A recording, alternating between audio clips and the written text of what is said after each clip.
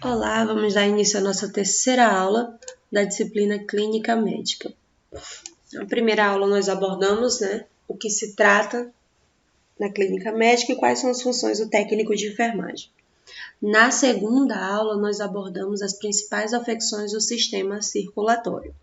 Hoje nós vamos abordar as principais afecções do sistema hematopoético, tá? Esse sistema que ele faz ali a representação do sangue dentro do nosso organismo. Então, a gente vai aqui começar desmistificando a raiz da palavra, tá? Hema vem do grego e significa sangue. Poé também é do grego, que significa produzir ou fabricar. Então, a gente tem aí o sistema hematopoético que conduz, carrega, produz e metaboliza todo o sangue na nossa corrente sanguínea. As principais afecções desse sistema que nós conhecemos é a anemia, né? O que é a anemia? A anemia ela é a diminuição dos glóbulos vermelhos dentro do sangue. Aí o que acontece? Quando eu tenho hemoglobina aqui, glóbulo vermelho, em abundância no meu organismo, esse organismo é melhor nutrido, porque quem carrega as moléculas de oxigênio são as hemoglobinas. E para elas carrearem, elas são como se fosse um carrinho. Tem uma molécula de hemoglobina e 4 moléculas de ferro para levar uma molécula de hemoglobina, tá? E quando eu tenho ausência de ferro na corrente sanguínea, eu chamo isso de anemia ferropriva, tá? Ausência de ferro. Então, a produção no sistema hematopoético de células vermelhas, glóbulos vermelhos, está normal.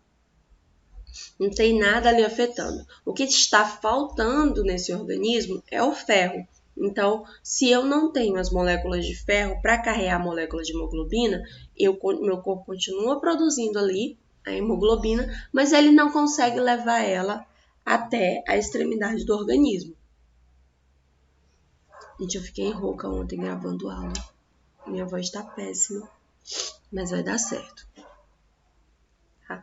Então, a gente tem aí essa dificuldade dentro do organismo, tá? Essa ausência do ferro para levar essa molécula. Existem outros tipos de anemia, mas a mais conhecida é a anemia ferropriva, que é uma carência de um nutriente só, que é o ferro. Daí o organismo, ele fica ali debilitado, porque ele não tem a irrigação do nutriente necessário, então não chega o suporte de oxigênio para ele. Então é uma pessoa que vai ficar sonolenta, é uma pessoa que vai ficar sem energia para funções básicas, E ali as pessoas confundem muito com preguiça. Que fulano preguiçoso, passa o dia inteiro dormindo. E aí é legal levar o médico para fazer um hemograma. Às vezes a pessoa ali está enfrentando, uma síndrome metabólica, a ausência de ferro dentro da corrente sanguínea, que tira dela o prazer de executar as suas atribuições diárias. Em alguns casos, a anemia é confundida pelo próprio paciente como uma depressão. Porque ele fala assim, eu não consigo levantar da cama, eu só quero dormir, eu não tenho forças para nada, nem para tomar banho eu tenho forças. E aí a pessoa vai sucumbindo achando que está depressivo. Faz um hemograma, descobre que essa depressão, na verdade, é a ausência de ferro na corrente sanguínea, tá? Geralmente ali por ação de parasitas. O médico faz a correção e a pessoa fica ótima novamente. Então, às vezes, é só carência nutricional. Quais são as causas aqui, para eu ter uma anemia? Principal causa, perda sanguínea ou após a hemorragias, Principalmente a galera que tem o sangue O negativo, porque dificilmente consegue aí hemotransfusão. E geralmente quem tem o sangue O negativo aqui, no Acre, é da raiz indígena. E essa raiz indígena geralmente está contaminada pelos vírus das hepatites, Porque quando a minha célula é negativa, o RH é negativo, ele é mais propenso para infecções virais. Então, geralmente, quem tem sangue O negativo está infectado por alguma carga viral. Quem tem sangue O negativo é mais propenso a pegar HIV, é mais propenso a pegar malária, é mais propenso a pegar dengue, né? E aí, quanto mais essas doenças afetam o sistema hematopoético, mais difícil é para reestruturar. Porque vocês, não sei se vocês sabem, mas o sangue O negativo, ele doa sangue para qualquer tipo sanguíneo, mas ele só recebe dele mesmo. Então, se eu sou O negativo, se eu precisar de sangue, o único sangue que pode ser colocado em mim é o sangue O negativo. Porém, o sangue O negativo pode ser administrado para qualquer paciente, porque ele é doador universal, mas ele só recebe dele mesmo, tá? Então, perda sanguínea ou hemorragias podem levar uma pessoa a desenvolver uma anemia. Destruição excessiva das células vermelhas pelo próprio organismo também. Insuficiência da medula óssea, tá? Quando a medula óssea não está funcionando a contento, também pode provocar uma anemia. Distúrbio nutricional por deficiência de ferro, deficiência da vitamina B12 e deficiência de ácido fólico, também. Distúrbios metabólicos, má formação genética, exposição excessiva à radiação e determinados tipos de droga que possam deprimir a medula óssea. Quando o assunto é terapia medicamentosa, eu não canso de bater na tecla. Ela tem que ser passada por um médico. E esse médico tem que ter, além da sua anamnese, para ele fazer a avaliação clínica, ele tem que ter avaliação laboratorial, porque a maioria dos medicamentos afetam o sistema hematopoético, uma vez que a farmacodinâmica e a farmacocinética acontecem dentro do sistema hematopoético, porque eu preciso do sangue para carregar essa droga, eu preciso do sangue para sintetizar essa droga, e eu preciso do sangue também para excretar essa droga. Lembra que as vias de excreção são suor, diurese, né? A diurese ali é o produto final do filtrado renal, né? E aí o que o rim filtra? O sangue. E aí o que não serve para o meu organismo, ele manda para a cápsula de Bowman, né, que fica lá dentro do meu rim. Cápsula de Bowman joga dentro do néfron, né, faz ali o filtrado glomerular, e o que a gente chama de diurese, na verdade, é a excreção, é a taxa do filtrado glomerular que não serve mais para o meu organismo. Isso é diurese. O suor é o que o meu sistema aqui, ó, né, é o meu sistema tegumentar, ele quer eliminar. Então, ele abre os poros, deixa o sangue dentro do vaso e deixa passar tudo aquilo que não serve mais para o meu organismo. Libera ali sódio, cálcio, fosfato, magnésio, né? Então, ele vai ali liberando. Por isso que a galera que gosta de malhar, que soa muito, geralmente toma um isotônico, porque ele sabe que ele está perdendo, além de toxinas para o organismo, que ele está perdendo também eletrólitos importantes para sua corrente sanguínea. Aí, no geral, ele faz o quê? Uma reposição de eletrólito, porque ele perdeu demais. Pode até desidratar por isso. Oi? Professora, e uma pessoa que soa fora do normal, qualquer atividade simples, o que está acontecendo? Geralmente Será tem com um ela? distúrbio hidroeletrolítico, aí ali é numa glândula sudorípara. Tem medicação para controlar. Aí tem que ir no endocrinologista para ele fazer ali a avaliação de qual é a funcionalidade dessa glândula, né? Mas tem mesmo essa doença. É uma disfunção no organismo. Ok. Então, essas são as causas da anemia. Geralmente, as mulheres também que têm um fluxo menstrual intenso, elas também podem desenvolver anemia. Existe agora um novo movimento da medicina ginecológica em que orienta as mulheres a não mais menstruar, tá? Existem benefícios nesse processo, tá?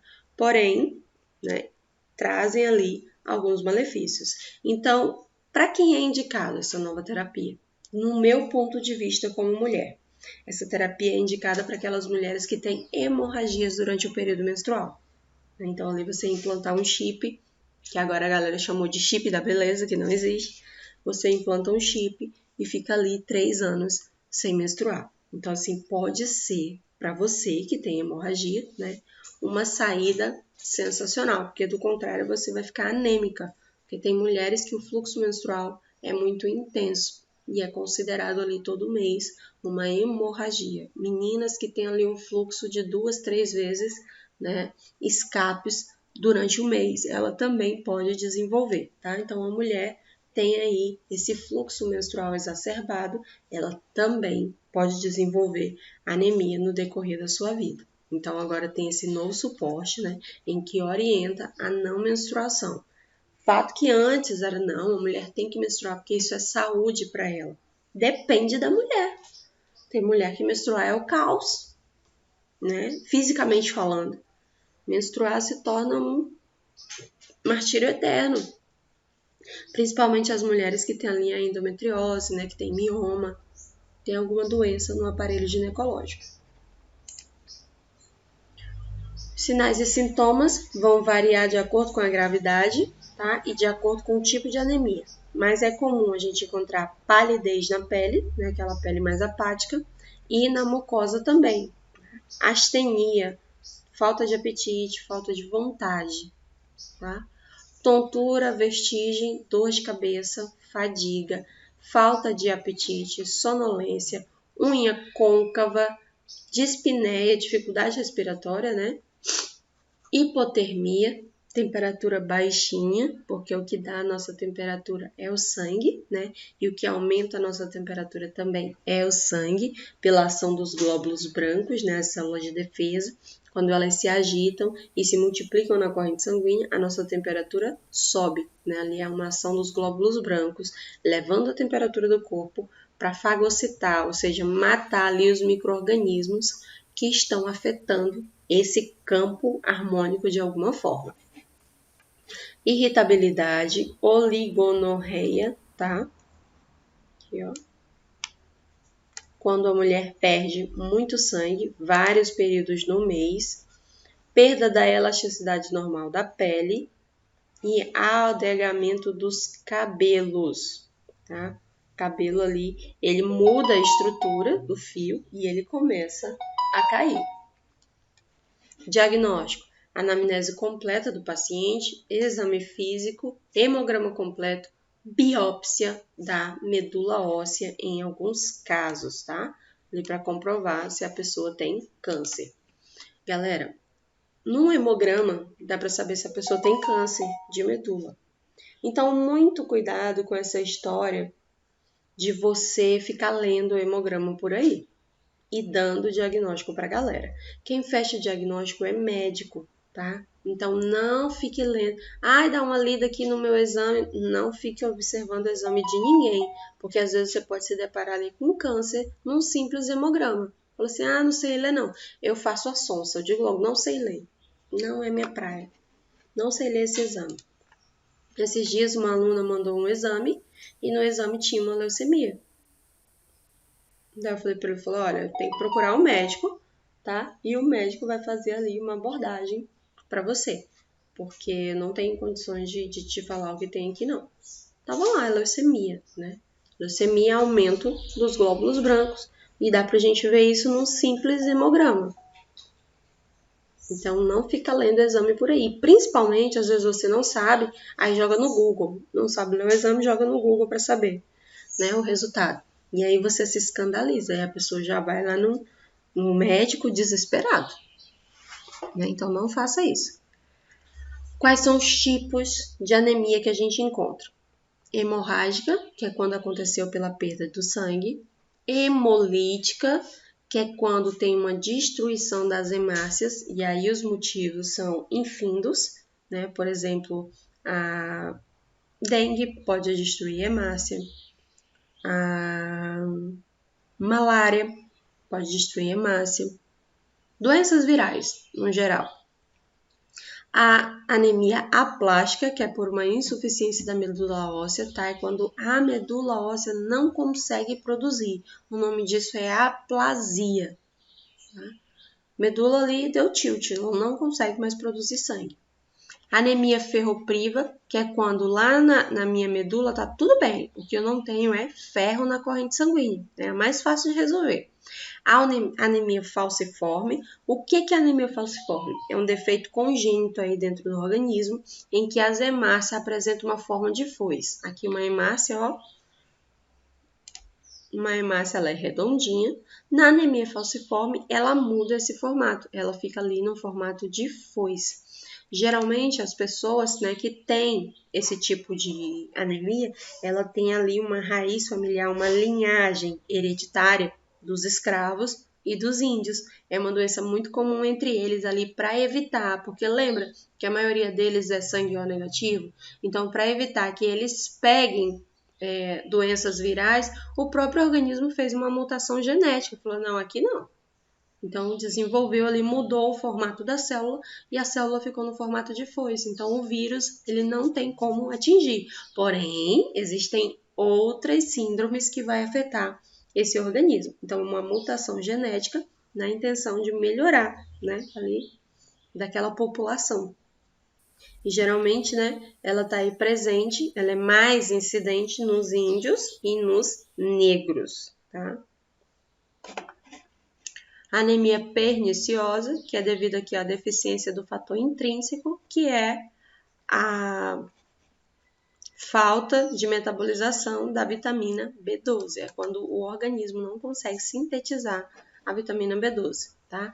E aqui nós temos também a anemia megablástica, que é por uma deficiência de um ácido, e esse ácido é o ácido fólico. Geralmente ele acomete as mulheres no período gestacional, tá? O homem também, mas é mais incomum, no geral, é a mulher no período gestacional. Por isso que é legal a mulher fazer exames pré-natais.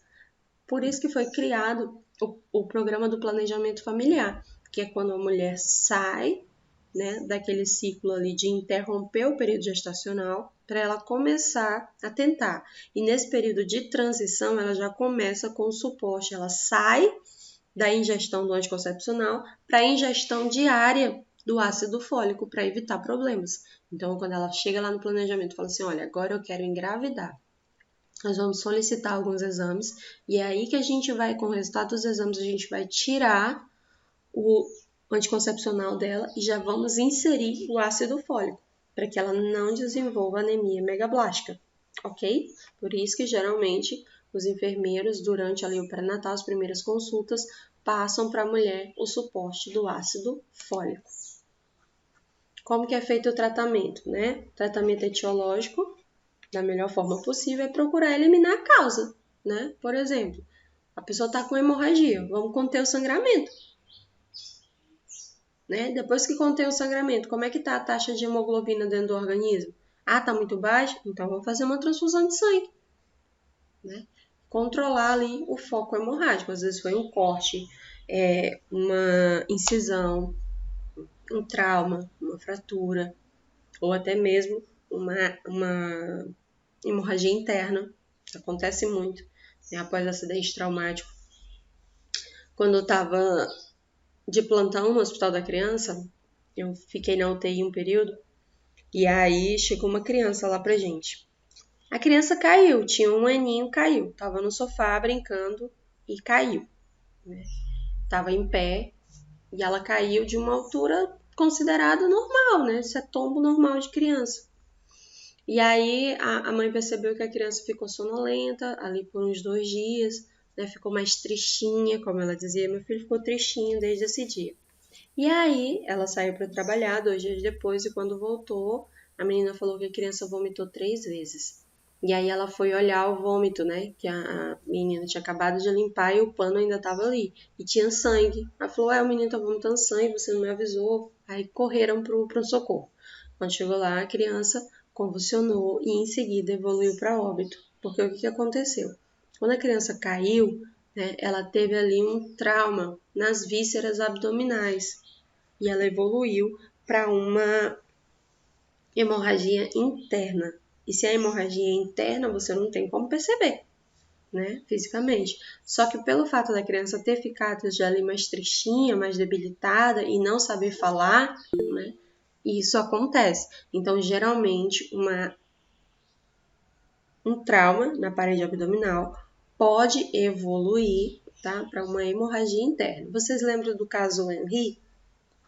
Né? O que matou aquele menino não foi o trauma que ele tinha. O que matou o menino foi a hemorragia interna. Então não foram as fraturas que aconteceu com ele. O que matou ele foi a hemorragia interna. Né?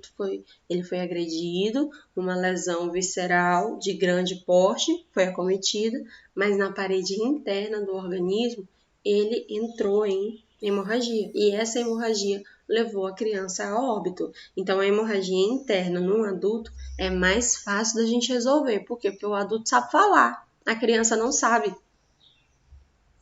Então a criança suporta ali aquele período de dor mais quietinha, porque ela não sabe o que está acontecendo com ela. Então fica aí a dica para ter cuidado, que queda em criança nem sempre é uma quedinha simples ou uma quedinha boba, tá? Eu já fiquei ali no pronto-socorro de mãe, né? Umas 3 vezes por conta de queda já. Fico lá 24 horas quietinha, bem bonitinha, sem reclamar, porque eu quero saber se as meninas estão bem. Porque aqui são 3, né? Praticamente uma formação de quadrilha. E elas não são fáceis, não. Das vezes que a gente foi pro hospital, foi por conta de queda. Difícil, né?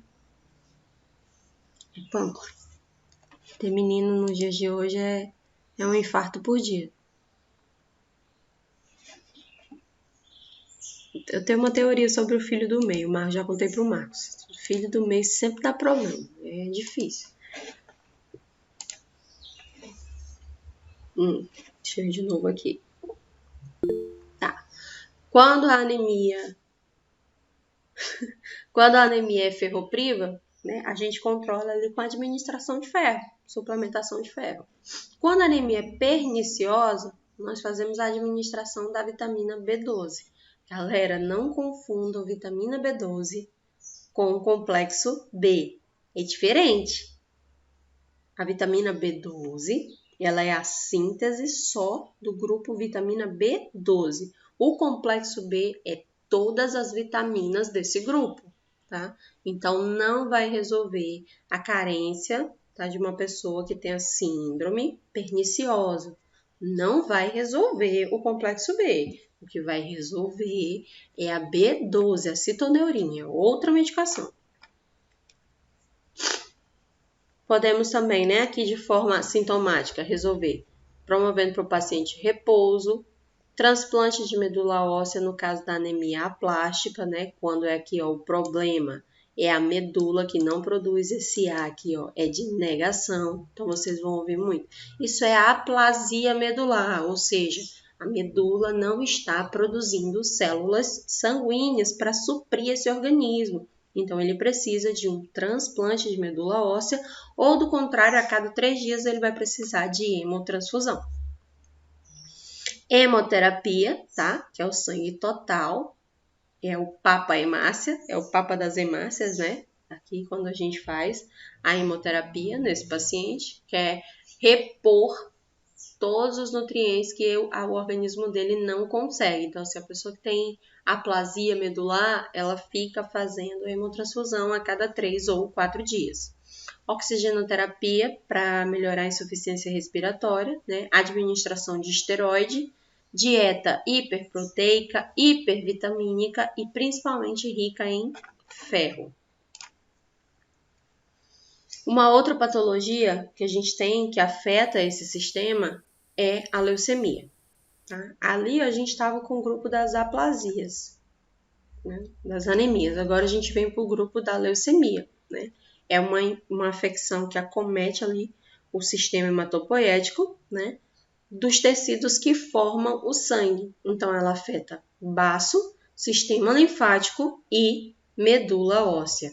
A causa ainda é desconhecida, mas existem algumas hipóteses, né, em que acontecem em pessoas que têm predisposição genética e que essa lesão da medula óssea pode ter sido desencadeada por radiação, intoxicação química, intersticiais, pesticidas, fertilização agrícola ou até mesmo uma patogenia virótica, quando a pessoa está sempre sendo acometida ali por infecções virais. Professora, qual é a infecção viral assim que mais afeta o sistema hematopoético? Dengue. A dengue é a patologia que mais afeta. Em segundo lugar, ali coladinho com a dengue, coronavírus.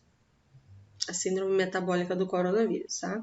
Geralmente as pessoas não morrem só por insuficiência respiratória no vírus, né? Elas morrem por complicações. E essas complicações geralmente é no sistema hematopoético. Então as pessoas entram ali em infarto, né? Porque afetou a circulação. E um dos protocolos que é muito utilizado para o tratamento é a administração de anticoagulante, né? Antitrombolítico também, na corrente sanguínea. Porque a síndrome viral, ela afeta ali a formação do sangue na corrente sanguínea e também a nível medular.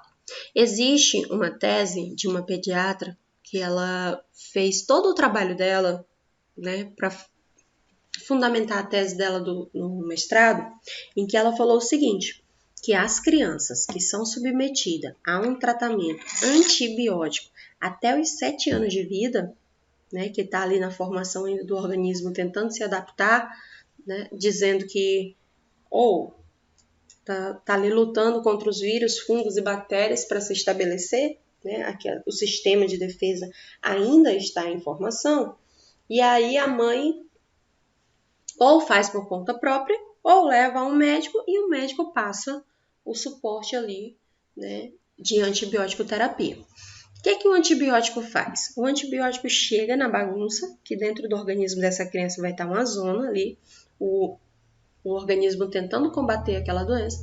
Aí ele chega lá dentro e fala assim, ó, pode parar, não precisa fazer isso aí não, menino, deixa que eu resolvo. E aí ele vai na corrente sanguínea, mata todas as bactérias, é excretado e vai embora. Só que aí o que ele faz com isso? Ele deixa um menino preguiçoso. A mesma coisa, a gente coloca uma criança para arrumar a casa.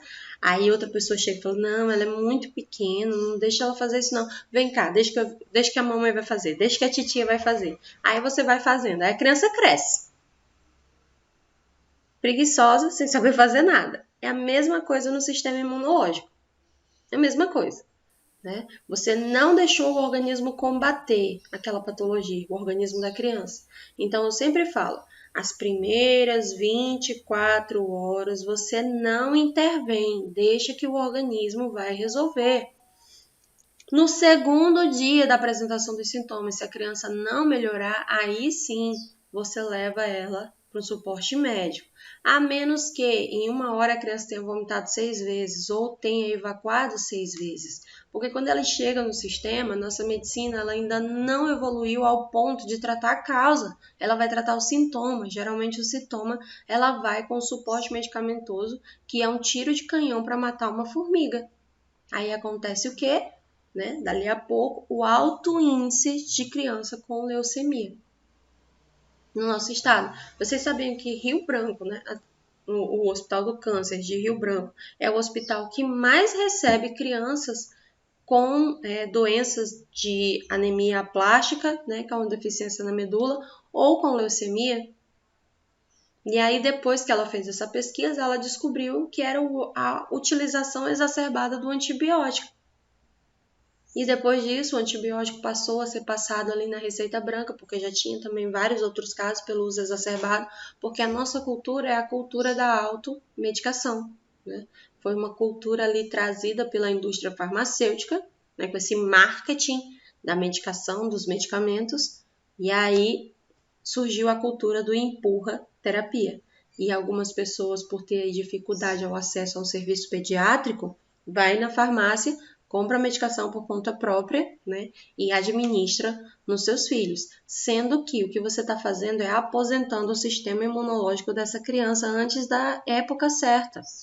Porque você tem que lembrar que essa criança ela tem que crescer e atingir o linear natural da vida.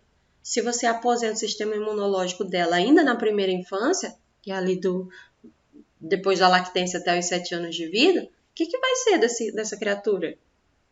O sistema imunológico fica preguiçoso. Aí é aquela criança que vive adoecendo. Vocês já viram um menino assim, que qualquer coisa o menino adoece? O vento virou, o menino adoeceu. Aí vamos ver quantas vezes aquela criança fez a utilização de medicação ao longo da vida? Né? Aqui em casa, no início foi muito difícil eu estabelecer essa cultura, né, dentro do meu casamento, porque o meu marido vem de uma família, ele é filho único, então ele vem de uma família que tudo é medicação. Né? E o fato de não cuidar, o fato de não medicar significa não cuidar. Então, por muito tempo eu fui vista como, poxa, a mãe dela é enfermeira e não dá medicação para ela. Então, assim, eram muitos conflitos. Até eu conseguir me impor e eu conseguir elucidar a minha teoria com fatos positivos. As meninas, a minha filha mais velha tem 9 anos, nunca tomou nenhum antibiótico na vida. Nunca precisou. Já adoeceu, professora? Já adoeceu várias vezes, mas não houve a necessidade de entrar com o suporte farmacológico de uma medicação de amplo espectro. No máximo que ela já tomou foi o ibuprofeno, né? Que é ali um anti-inflamatório. Foi o máximo que ela já chegou na classe medicamentosa, o ápice dela é anti-inflamatório. E ela já está com 9 anos, né? A mais novinha vai fazer 7 já, semana que vem, também nunca tomou antibiótico. Das vezes, a do meio, né, ela tem saúde de ferro. Das vezes que elas foram ao hospital, foi porque elas brincando, e só tem santo aqui em casa, caíram, se machucaram feio, e aí eu tive que levar para o hospital. Mas são meninas que não adoecem. Aí agora a desculpa, né, da família é outra. Fala assim, nossa, elas são tão pequenininhas, são tão magrinhas. Aí a gente vai ver. Eu e o meu marido, né? Eu tenho 1,59 m. O meu marido tem 1,62 m. Tem como o menino ser grande? Não tem. A pessoa mais alta na minha família tem 1,70 m. A família é de tampinha. Meu marido é filho único, a família dele acaba nele. Né? O pai dele era filho único, só teve ele. E, enfim, é uma família muito pequena. Então não tem nem ali raiz familiar para comparar e todo mundo ali na mesma altura. Não tem como as meninas serem grandes. Aí eu quero que as meninas sejam enormes, né? Eu sempre fui seca, agora que mudou um pouquinho a estrutura. Meu marido, seco. As meninas não tem como ser gorda, né? Então, às vezes a gente entra numas neuras que não existem. Aí o ideal é você não administrar medicação nos primeiros anos de vida da criança, a menos que seja necessário e prescrito pelo médico. Eu sempre falo para vocês, quem foi que inventou que o antiparasitário tem que ser dado de 6 em 6 meses? Quem quer vender remédio. É uma medicação, tem que ser feito um exame antes de fezes, um exame de sangue, para justificar que a criança está com parasita, ou até mesmo você, que você está com infecção parasitária, e dá um medicamento específico. Tá? Então, vamos parar aí com essa mania da automedicação, principalmente agora que a gente é da área da saúde. E as pessoas não vão entender, porque elas acham exatamente o contrário. Que por você ser da área da saúde, que é obrigatório você ter uma farmácia na sua casa à disposição de todo mundo. Tá? Então, eu sou a enfermeira que vai na linha da contramão. Eu sempre procuro melhorar o sistema, o organismo da pessoa, sem fazer alusão medicamentosa. Porque se eu gostasse de medicamento, ou eu era farmacêutica ou eu era médica. Mas eu gosto de cuidado, de terapia do cuidado, por isso eu sou enfermeira. Aí aqui, ó, sinais e sintomas da leucemia. Geralmente a gente pode ter febre alta, dor devido ao aumento do fígado e do baço. A gente chama isso de hepatoesplenomegalia, que é o aumento, né, da cavidade abdominal, porque o baço e o fígado aumentou. E isso causa dores abdominais. Vocês já tiveram a sensação de vai levantar da cama? Nossa, tá doendo demais o meu abdômen. Parece que eu fiz 1000 abdominais. E aquela dor abdominal, quando a gente exagera ali no final de semana, na comilança, né? Pra galera que bebe, sente isso mais vezes. Mas pra galera que só gosta de comer, que nem eu, exagera ali na comilança, e aí sente essa dor na parede abdominal, que ó, o fígado e o baço que estão completamente engurgitados de tanta gordura ou de má alimentação que você ingeriu. Então aqui ó, aumento do fígado e do baço, infiltração de leucócitos na medula óssea, né? Artralgia, que é dor nas articulações, cefaleia, náusea, vômito, emagrecimento rápido, a pessoa perde muito peso rápido demais, astenia, apatia, tontura, palidez, infecções secundárias, principalmente aqui, ó, infecções do trato respiratório e do trato urinário. Aí você vai a um médico e ele passa uma medicação para você só para infecção urinária, sendo que a infecção urinária é uma causa secundária, é só um sintoma que está mascarando aqui, ó, uma possível leucemia. Porque lembra que o sangue passa pelos rins? Né? Então aí professora, e na síndrome respiratória, o sangue também não passa pelo pulmão?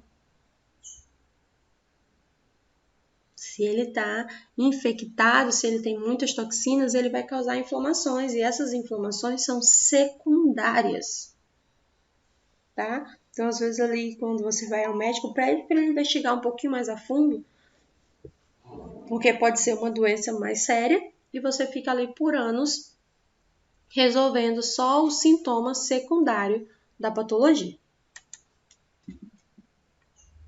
Eita, acho que eu fiz besteira aqui, deu ruim. Pronto.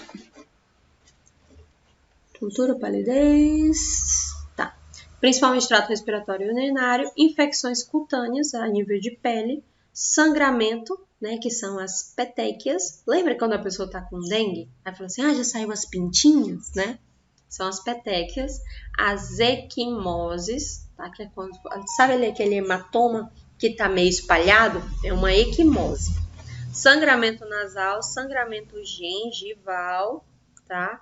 E linfodenopatias, tá? Que são inflamações ou patologias no sistema linfático. Como que é feito o diagnóstico? Hemograma. Um simples examezinho de sangue que nem precisa de pedido médico, um hemograma, tá? Quando a gente tem aqui o aparecimento da anemia, né? A trombocitopenia acontece da seguinte forma. É quando eu tenho o número de leucócito aqui, ó, aumentado 100.000 vezes por campo, aqui, ó, por milímetro.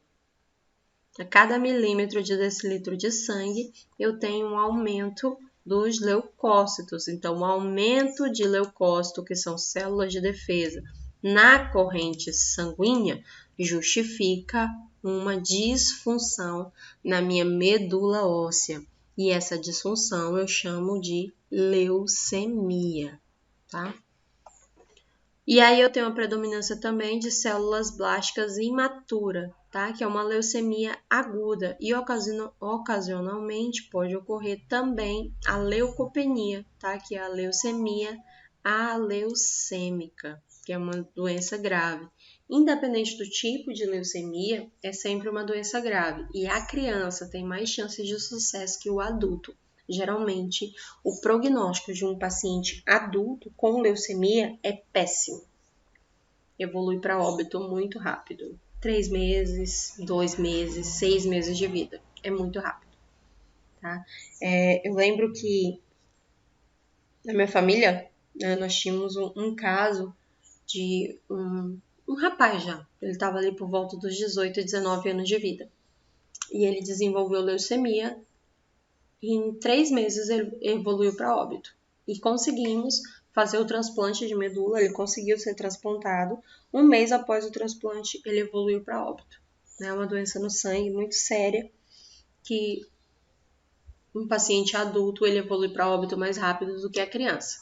Por que a criança? Porque a criança, o organismo dela ainda está em defesa, ainda está em formação, as células de defesa. Então, ele consegue se adaptar mais fácil do que o organismo de um adulto. Também pode ser feito através da biópsia da medula óssea, geralmente, né, para confirmar o diagnóstico. O médico já sabe, ele só quer confirmar o diagnóstico e para isso precisa de uma biópsia. Faz parte do protocolo operacional padrão. Eu posso estar de frente para um câncer. De frente ali, tudo me leva a crer que é um câncer. Não tem outra possibilidade terapêutica além de um câncer, mas para eu encaminhar esse paciente para um oncologista para tratar o câncer, eu preciso de uma biópsia. Eu preciso que o histopatológico, né, que o pessoal da patologia faça uma avaliação dessa célula e diga o que eu já sei, que é um câncer, tá bem? Às vezes ali a gente está colhendo um PCCU e a gente já sabe que aquela mulher está com câncer. É nítido. Mas a gente não pode falar porque eu preciso ali do histopatológico para confirmar. E o histopatológico é o PCCU, né, nesse caso. É feito ali uma avaliação na pesquisa para ver se encontra as células causadoras do câncer. Aí a pessoa fala assim, poxa vida, eu tava com corrimento quando eu fui fazer o PCCU, tava ali com uma leucorré e não veio nada, não deu nada no meu preservativo. Meu amor, para investigar, né, o porquê do corrimento de repetição é outro exame. Tá? Você faz uma cultura de secreção vaginal. Aí vai pesquisar qual é a bactéria, qual é o fungo que está causando ali aquela patologia nessa mulher.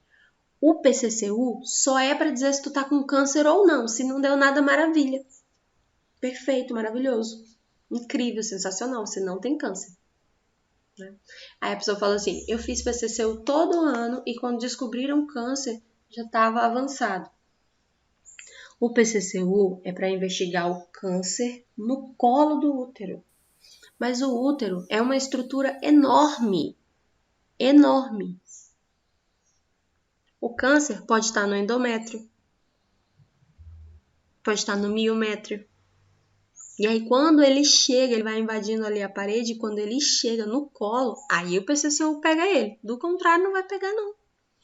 E é por isso que a gente não pode fazer um exame só, todo ano, e achar que fez um check-up, né, mulherada?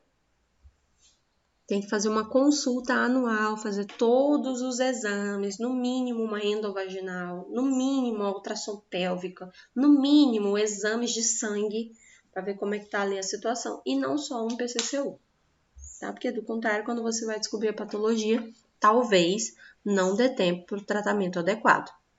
Exame físico e biópsia dos linfonodos, se for o caso.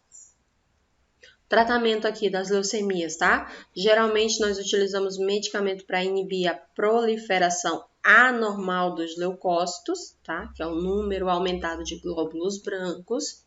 Nós utilizamos quimioterápicos, corticoide, antibiótico, antimicrobiano, antimicótico, transfusão de plaquetas, oxigenoterapia, antitérmicos, antieméticos, analgésicos e complexos vitamínicos. Transplante de medula óssea também pode ser utilizado para manutenção do estado geral, tá? Como, por exemplo, uma dieta nutritiva, garantindo uma boa hidratação, isolamento nas unidades especiais, cujo ambiente seja climatizado, isento de germes, com profilaxia de infecções em pacientes que estão com granulocitose. Lembra que eu falei para vocês que nem sempre quando o paciente está em isolamento é porque ele tem uma doença infecto-contagiosa? Às vezes ele pode estar em isolamento porque a imunidade dele está tão baixa que qualquer germes que entre na corrente sanguínea dele, que entre em contato com ele, vai causar uma infecção sem precedentes no organismo dele. Tá? E esse aqui é o caso de pacientes que estão com anemia, pacientes que foram transplantados, eles podem ali desenvolver patologias mais rápido. Então a gente deixa esse paciente no isolamento e toma todos os cuidados e todas as devidas precauções quando vai entrar nesse leito de isolamento para não levar nenhum micro-organismo para o paciente. Então, nesse caso, o isolamento é para proteger o paciente e não para proteger a contaminação da equipe. Assistência de enfermagem aqui, ó, proporcionar conforto físico, emocional e espiritual. Professora, eu não sei nada de espiritualidade e eu te dou um conselho, não se envolva. Não se envolva no quesito espiritualidade. Mas como é que eu vou assistir esse paciente espiritualmente, não atrapalhando a visita espiritual que ele tem direito? Por exemplo, é 2h30, tá na hora da medicação, mas o paciente, você chegou lá, o pastor, o padre, né, o pajé, o representante espiritual daquela pessoa tá lá. Você pode atrasar a medicação em meia hora. Deu as meia hora e a pessoa ainda tá lá, aí você entra e faz a medicação e se desculpa pela situação. Olha, porque já está passando do horário e esse aqui não pode mais passar, não pode passar além disso. Então, eu vou administrar esse medicamento e já estou saindo, tá? Então, é não atrapalhando ali o suporte espiritual que aquele paciente está recebendo, tá? Suporte emocional também, né? Hoje a gente tem ali o suporte dos psicólogos dentro das unidades para fazer uma avaliação, uma abordagem geral no nosso paciente, nós também não atrapalhamos, ok? É uma forma. Só que tem uma galera aí da enfermagem que tem, né, esse traquejo aí que consegue cuidar do paciente, além do nível físico, também para o nível emocional. No quesito espiritual, quem tem essa afinidade, beleza. Só que eu gostaria de falar para vocês que existe um monte de religião, né? E as maiores brigas no mundo ocorrem por religião, segundamente por política, né? E toda formação religiosa tem uma formação política por trás. Então, a gente encontra aí algumas dificuldades. E para não misturar tudo isso no bolo da enfermagem, que já tem muita coisa para fazer, eu sempre falo para os meus alunos, não se envolve, tá? Não se envolve no quesito espiritual com os pacientes, a menos que você saiba que ele é da mesma denominação cristã que você e você se sinta à vontade para isso. Do contrário, deixa quieto, porque quando o paciente está internado, geralmente entra ali a fase da revolta, né? E na fase da revolta não é muito legal ficar por perto. Eu, pelo menos, é a fase mais complicada para a enfermagem, é a fase da revolta. Podemos também fazer profilaxia de infecções, podemos promover o isolamento do paciente de acordo com a necessidade, mantendo uma boa higiene oral e higiene geral do paciente. Vamos ficar atento aos cuidados com o catéter endovenoso, com as sondas e observar todas as técnicas de asepsia e aplicar todos os cuidados. Prevenir a hemorragia utilizando uma escova macia, tá? Para a higiene oral, evitando a aplicação de medicamento intramuscular. Olha aqui, ó. Evitar a aplicação de medicamento intramuscular. Se o paciente tem alguma patologia de ordem no sistema hematopoético, não administramos medicamento intramuscular. Professora, mas foi prescrito. Não administra. E você, como técnico de enfermagem, pode se recusar a administrar e colocar lá no prontuário, né? Por exemplo, o paciente está com dengue. Aí você vai administrar uma medicação intramuscular. E se essa dengue está com distúrbio ali, né? Já no sistema hematopoético, plaqueta lá embaixo, quem é que faz o corpo parar de sangrar? É a plaqueta. A dengue ataca a plaqueta. Plaquetopenia significa dengue. Aí eu vou fazer uma administração IM. O paciente vai sangrar, vai virar um hematoma ali, porque o próprio organismo vai tentar controlar a infecção com um pouquinho de plaqueta que ele tem e vira um hematoma sem precedentes. Então, não administre medicamento por via intramuscular em um paciente que está com alguma síndrome no sistema hematopoético. Então, nós não podemos utilizar também medicamento derivado da AS, porque o AS é um antitrombolítico, então ele também ataca essa cadeia, né? Ele não permite a agregação plaquetária. Não utilizamos heparina em catéter, também a heparina é do grupo ali dos medicamentos que não deixam o organismo fazer trombo ou coágulo, então nós também não utilizamos e evitamos qualquer tipo de traumatismo. Então, quando o seu paciente ele tem alguma leucemia, tá com a plaqueta baixa, você evita fazer acesso nele. Então, assim, professora, mas ele precisa de acesso, como é que eu vou fazer? Ok, você vai fazer o acesso. Sabe aquela coisa do, não sei se aqui tem, eu vou tentar? Não dá para tentar nesse paciente. Você só pode furar quando você tiver certeza de que aquele vaso vai caber o catéter que você vai passar.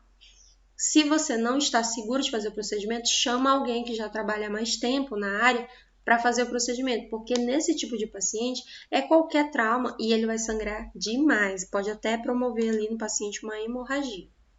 Então, o técnico de enfermagem controla os sinais vitais e registra qualquer tipo de anormalidade no prontuário e comunica à equipe. Observa orienta e controla os efeitos colaterais dos quimioterápicos, né? Por exemplo, náusea, vômito, cefaleia, irritação local, estomatites, né? Que são as aftas, alopécia, que é a queda de cabelo, edema e hematúria, sangue na urina. Controla o volume ingerido e o volume que vai ser eliminado pelo paciente, estimula o apetite e também a ingestão hídrica e proporciona repouso e uma recreação dentro das condições de cada paciente. Vocês já foram lá no Hospital do Câncer? O pediátrico? Acho que não, né? Se não foram, saibam que lá tem uma brinquedoteca. E a brinquedoteca é o leito desses pacientes. Dentro lá, uma sala de multifunções, que funciona também o leito de internação para fazer quimioterapia e também um espaço ali de convivência. Então, tem TV, tem brinquedos, tem livros, tem uma pessoa voltada para pedagogia que trabalha ali com essas crianças enquanto elas estão recebendo a infusão dos medicamentos. Então, é um ambiente bem divertido para tentar ali... Oi? Eu vi isso daí lá no Hospital da Criança, Também professora. tem, mas lá no Hospital da Criança não é o leito, né? É um cantinho. A criança fica no leito, aí lá dentro tem uma salinha, que é a salinha de multimeios. E aí a criança fica ali o tempo necessário, né? O tempo que ela quiser. E ela brinca ali, tem também um espaço aberto depois dessa salinha, tem ali aquele parque, né? Na lateral do Hospital da Criança, é bem legal. Mas lá no Unacom, o leito é dentro da salinha de brinquedos. O leito funciona dentro da brinquedoteca. A criança fica internada na brinquedoteca. Para ver ali se a gente... E a equipe fica toda lá dentro. Para ver se a gente consegue ali trazer o máximo de conforto possível para aquela criança que já está passando ali por uma situação tão complicada. Aí agora a gente vai falar sobre a hemofilia. Oi. Professora, eu já ouvi dizer que uma anemia mal curada gerava leucemia. Tem alguma coisa a ver? Sim, porque vai depender dos tipos de anemia. Por exemplo, a gente viu que tem anemia aplástica, né? É uma anemia ali em que a produção dentro da medula já está comprometida. E se o tratamento não foi assertivo lá, pode sim evoluir para uma leucemia, tá? Tanto que algumas crianças que fazem tratamento lá no Hospital do Câncer, elas não têm câncer, elas têm anemia aplástica, tá? Uma disfunção dentro da medula que ainda não é leucemia, mas que é tão grave quanto. Às vezes a pessoa... Mas aí, no caso, a ferropriva, comum, dificilmente. É muito difícil. Não. Só se tiver ali alguma associação, um conjunto de fatores, né, que predispõem essa patologia. Mas, no geral, não. É mínimo a chance na ferropriva, né? Já na aplástica é o próximo passo. Nossa, meu Deus. Então, bora lá. Na hemofilia, né? O que é a hemofilia? Ele é um defeito genético caracterizado pela deficiência no fator de coagulação. Então, o hemofílico não coagula o sangue. Se ele sofrer ali um cortezinho para a gente controlar essa hemorragia, é muito difícil, porque é ali um arranhão. Ele vai sangrar, sangrar, sangrar, sangrar, sangrar, sangrar, sangrar. E geralmente a hemofilia ela é mais predominante no sexo masculino, né? Os homens conseguem viver mais tempo com a hemofilia do que as mulheres, porque as mulheres, quando chegam na idade de menstruar, elas morrem. Simples assim. Menstruou, morreu. Quando eu tinha 13 anos, ao lado da minha casa, morava uma família que tinha 3 filhas. Das 3, 2 morreram ao menstruar. Aquilo me chocou na época. Eu falava, meu Deus, eu vou morrer, eu sou a próxima. Ai, passava mal. Só que a hemofilia é um defeito genético.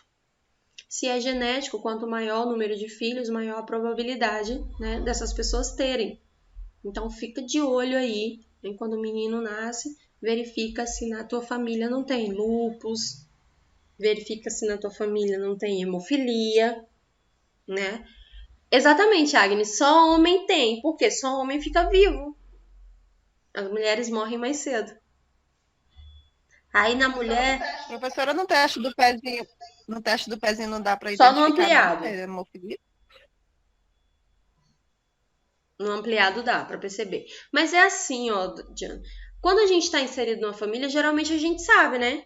Ah, o fulano é surdo. Ah, o ciclano ali tem glaucoma. Ah, o fulano é hemofílico. O ciclano tem autismo, não é verdade? A gente não tá sempre sabendo ali. Tá na tua raiz familiar. É difícil quando é, por exemplo, adotado, né? Meu irmão, ele é adotado. E aí fica difícil a gente saber quais são as doenças que manifestam lá na família dele. A gente passou 16 anos para descobrir que ele era asmático porque o pai dele, biológico, é asmático. A gente não tinha contato com a família dele. Daí, quando a gente descobriu quem era e onde estava... Imperativo, Oi, Catiane. professor. Criança imperativa é porque Não, é genético, não, né? não sei, nem a medicina sabe. Ela sabe o que é o hiperativismo, mas ela não sabe a causa. A mesma coisa do autismo, ela sabe o que é, mas ela não sabe a causa. Ah, sim. A gente Legal. ainda tá correndo atrás dessas perguntas aí. Só que agora tá tudo voltado pro coronavírus, né? Que ele faz perguntas assim mais rápidas. Precisa de respostas mais rápidas. Então é isso. No caso do hemofílico, é um defeito genético em que ele não vai coagular caso ele sangre, né? A queda do Império da Rússia, né? Os czars, que antes era czar, né? Os imperadores eram os czar. E aí, para virar, né, democracia, foi exatamente isso. A criança da linha de sucessão era hemofílica. E aí ela morreu ainda criança e não tinha mais ninguém na linha de sucessão. E aí o povo, né, que já vinha ali numa revolução grande para tomar o poder, virou então democracia por isso, porque do contrário era império até hoje, né? Eles não tiveram sorte de ter uma Elizabeth na vida deles. Então ali o último czar, ele faleceu por hemofilia. Ele era hemofílico. Conceito, né? Sinais e sintomas aqui, ó, caracterizam por uma dificuldade de coagulação no sangue, quando pode ocorrer aqui uma hemorragia nasal, gengival, articular, intramuscular e após traumatismos mínimos. A gravidade dos sintomas aqui, ó, depende do grau de deficiência e dos fatores que estão envolvidos. Geralmente, gente... Professora, e quando a criança nasce, né, que corta o eu já ia te falar. Aí daí eu acho é o maior índice de mortalidade. Quando a criança nasce e a gente corta o cordão umbilical, por isso que lembra que lá nos cuidados de saúde da criança eu falei, quando corta o cordão a gente tem que ficar observando o coto umbilical, porque a criança pode sangrar até a morte, hemofilia. E aí a gente fica aplicando ali medicações para tentar controlar e conter a hemorragia, mas no geral a gente perde os pacientes. Tá? E lá atrás era assim, a gente sempre perdia. Tentava ali controlar, cauteriza, né? A gente trabalha hoje com cauterização do vaso, mas são vasos grandes e vasos importantes. E a gente não tinha como saber disso antes da criança nascer, se ela era hemofílica, né? A menos que a família já saiba, falou assim, olha, na minha família tem muito hemofílico, né? Já teve alguns casos e a gente quer investigar. E aí existem exames mais específicos que o SUS não cobre e que são bem caros, mas dá para fazer. O diagnóstico da doença geralmente é detectada pelos sintomas logo no início da infância e também com testes de coagulação e de pesquisa dos fatores de coagulação que vão confirmar esse diagnóstico. Aqui, ó, na hemofilia, né, eu tenho um distúrbio na coagulação. O que acontece? Quando a gente sofre, né, algum trauma, algum corte, o nosso corpo automaticamente cria uma rede de proteção. Ele fala assim, chega lá no sangue e fala, ei, plaqueta, vem pra cá, vamos todo mundo se juntar porque teve aqui um extravasamento, tá tendo um buraquinho aqui no sistema que é fechado. O sistema sanguíneo, ele é fechado. Aí tem um buraquinho, aí o sangue fala assim, ó, plaqueta, vem pra cá, vamos todo mundo se juntar. Aí chega um monte de plaqueta e faz isso aqui, ó, uma coagulação. O que é um coágulo? É uma agregação de plaquetas. Várias plaquetas juntinhas para fazer um tampão e fechar esse buraco. E geralmente esse buraco, né, foi causado ali por um acesso venoso periférico, né, por um esmagamento na porta do carro. bate ali o dedo na porta do carro, tava cortando a cebola e cortou o dedo também, né? E aí corre ali um monte de plaqueta e faz agregação plaquetária. O hemofílico, ele não tem como fazer. Então, ó, ele continua sangrando. Daí o sangue, a gente tem aqui, né? A série vermelha, que são as hemácias, é o concentrado de hemácia. Nós temos o plasma fresco e nós temos o concentrado de plaquetas. Percebam, né, que aqui, ó, a quantidade de plaquetas é praticamente igual à quantidade do concentrado de hemácias. Já o plasma fresco, né, que envolve ali as nossas células de defesa, ele está numa quantidade menor dentro do nosso organismo. Então, quando a pessoa precisa de sangue, não necessariamente ela precisa de concentrado de hemácias. Você já viram assim, fulano está internado com dengue, precisa de plaquetas, qualquer tipo de plaqueta serve para ele. Aí você vai lá e vão tirar uma bolsa de sangue de você e vão separar concentrado de hemácia para uma bolsa, concentrado de plaquetas para outra bolsa e outra finalidade, e o plasma fresco para outra bolsa, outra finalidade. É muito difícil conseguir plaquetas, assim como é muito difícil conseguir plasma fresco, porque a quantidade deles é menor na corrente sanguínea. Então, é mais fácil conseguir o concentrado de hemácias, tá? Por isso essa mobilização nesse período aí de dengue, né? Em que todo mundo, a gente trabalha ali com ação preventiva e também reabastecendo os hemocentros. Porque aí juntou a dengue com Covid, minha gente.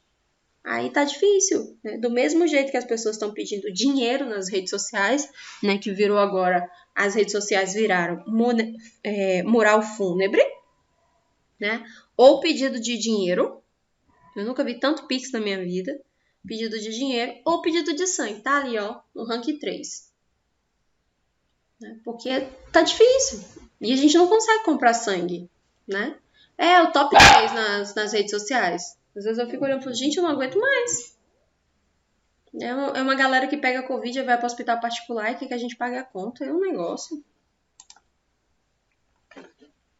Aí, bora lá. Tratamento consiste em fazer a profilaxia, ou seja, medidas preventivas a hemorragias.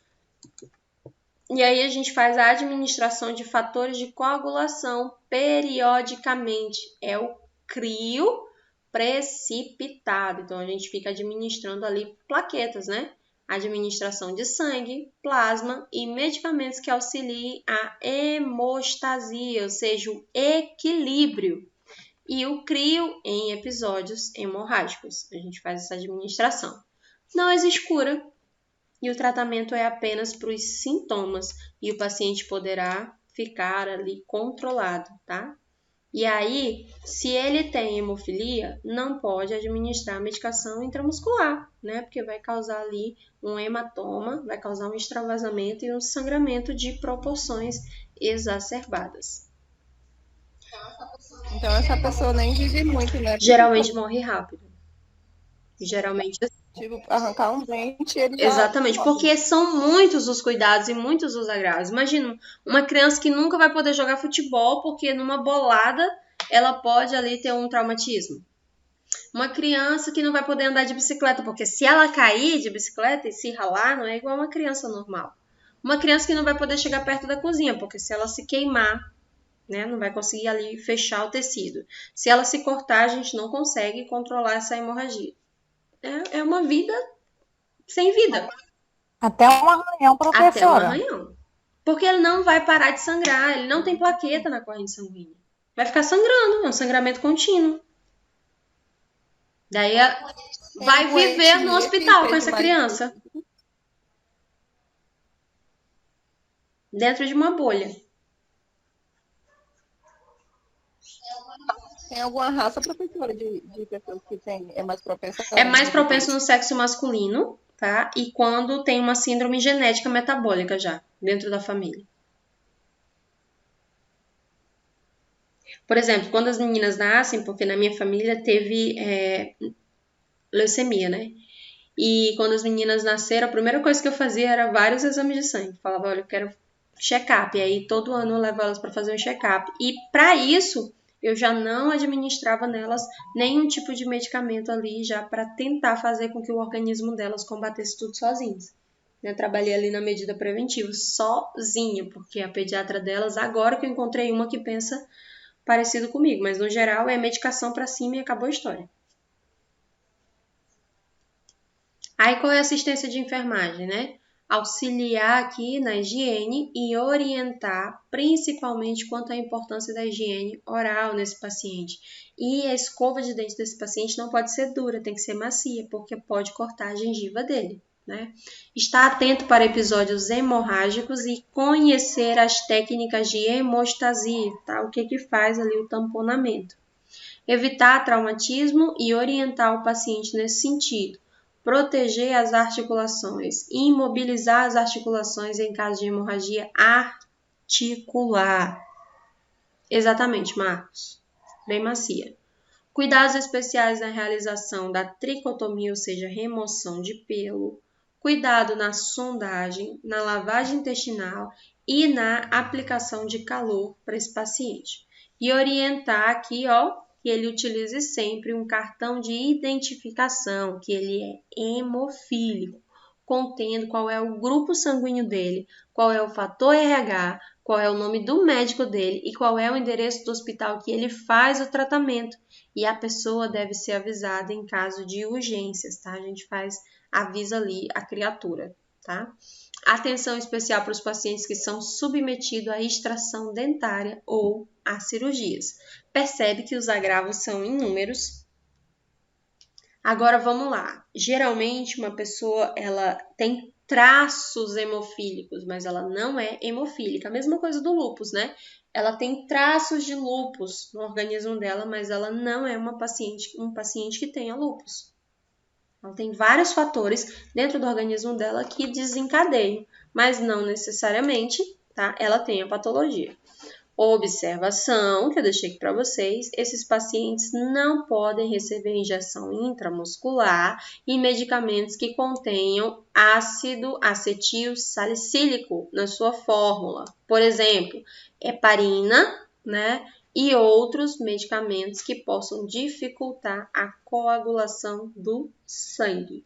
A maioria dos medicamentos para antihipertensivos são medicamentos antitrombolíticos, tá? Então, eles afetam a cadeia no processo de coagulação, né? Ali o desencadeamento das plaquetas. Então, toda medicação, né, que trabalha nesse sentido não pode ser administrada num paciente hemofílico, tá? E às vezes o médico está de plantão às 72 horas. E às vezes algumas coisas passam batido. É por isso que a enfermagem tem que dominar nome de medicamento e para que serve. Porque vai que o médico passou uma medicação intramuscular para um paciente hemofílico. Uma pessoa dessa não pode ter nada de estético, não, né, professora? Não. Nem um procedimento estético. Extrair um dente, Catiane, a pessoa não pode. Meu Deus, então... É uma vida difícil. Sem contar também que ela não pode nem sonhar com gengivite. Com nada, né? Marcos. Gengivite. Tenso.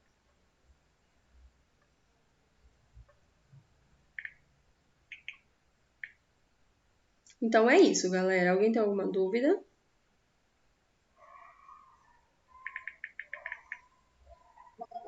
Não, professora. Não? Então é isso. Nos encontramos amanhã. Tudo claro. No mesmo horário e no mesmo canal.